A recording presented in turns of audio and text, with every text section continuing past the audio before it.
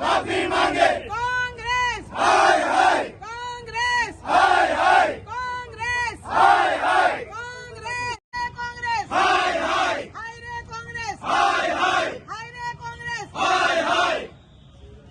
हाय हाय Rahul Gandhi हाय हाय Rahul Gandhi हाय हाय Rahul Gandhi